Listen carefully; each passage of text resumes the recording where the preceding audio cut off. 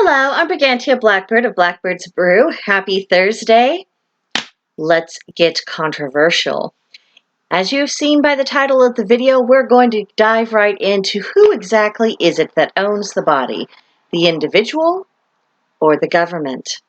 Now, the issue of medical mandates, social pressures thereof, and government coercion brings up the very real question of who or what has the right to determine how an individual's body is used and what that body is going to be subjected to. Now, because so many people have been manipulated and whipped into this irrational frenzy, there are many public voices loudly and proudly screeching for the need for the government to force people to submit to whatever health measures suit the current narrative. And this has muddied the waters. And it means that people are overlooking the cardinal issues that lie underneath all of this. It has just been completely lost. And I think it's time to highlight what's really at stake. And I'm pretty annoyed with the talking heads out there that have way bigger audiences than I do.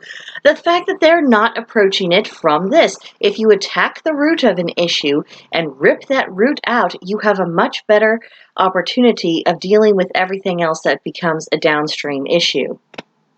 But since others who are better placed haven't done it yet, I will. This is the central principle that concerns me. The only person who has the right to make medical decisions for you is you. Every adult who is of sound mind has the sole right and responsibility to decide what's best for their health, from the diet they eat to any exercise they engage in to medical procedures, treatments, and medicines. Now, children are the responsibility of their parents, and those who are unable to make their own decisions in the case of dementia are the responsibility of their families.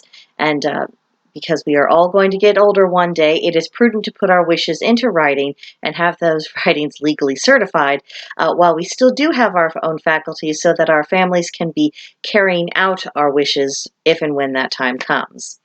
But beyond these exceptions, no one has the right to make a single medical choice for any other person.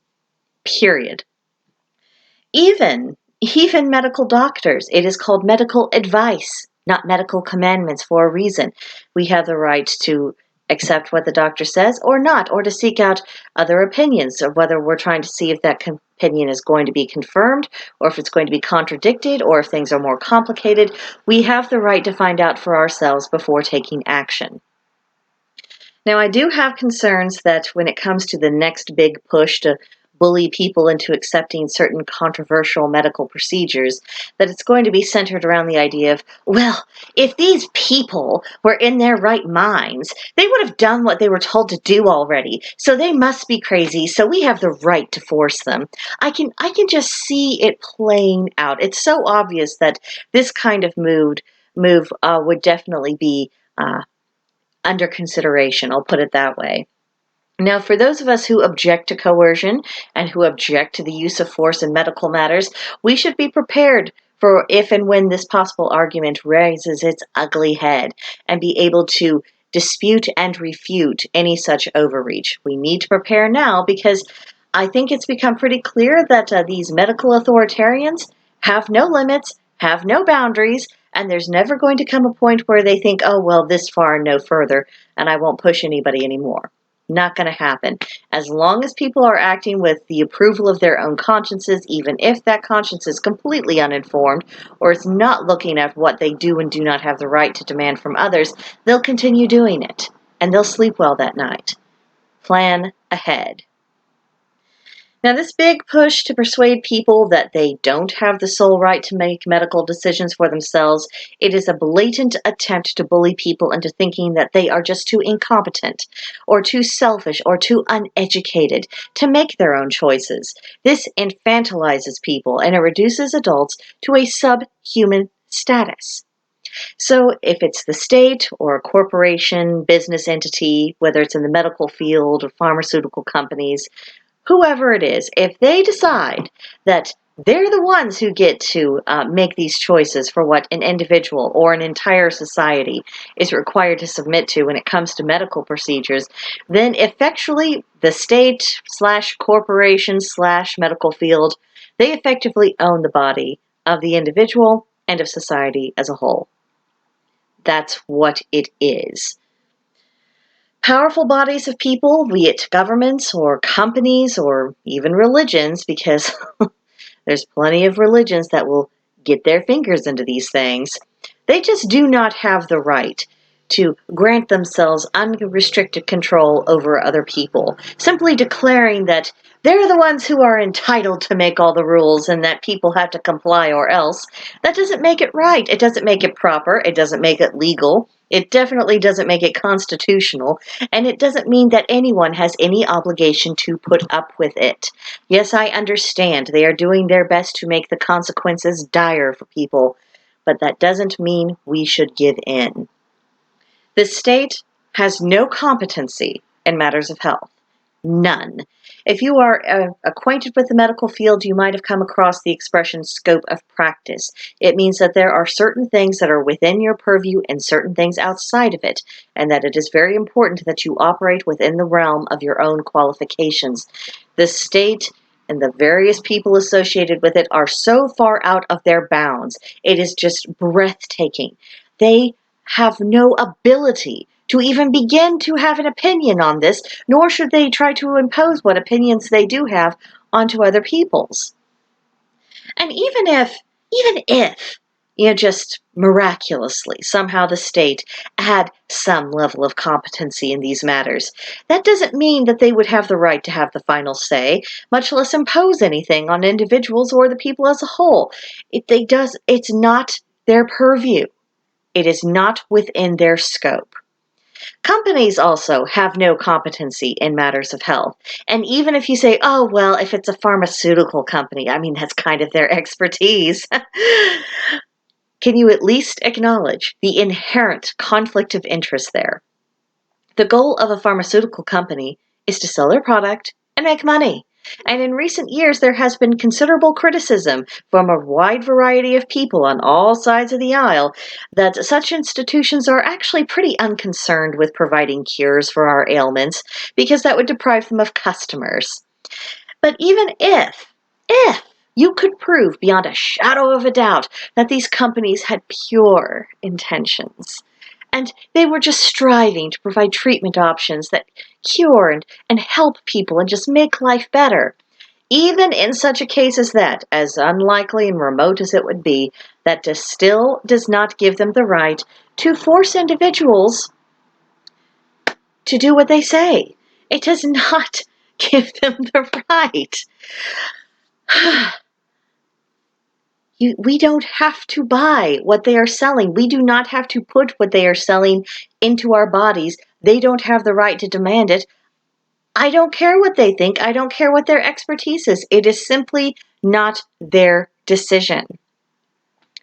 The rights of individuals as patients to have the final and the uncoerced say-so in what medicines, treatments, and procedures they consent to, that has to be paramount. If it isn't paramount, then not only has our society disintegrated completely, no longer a civilization worthy of the name, we have lost all legitimacy. All.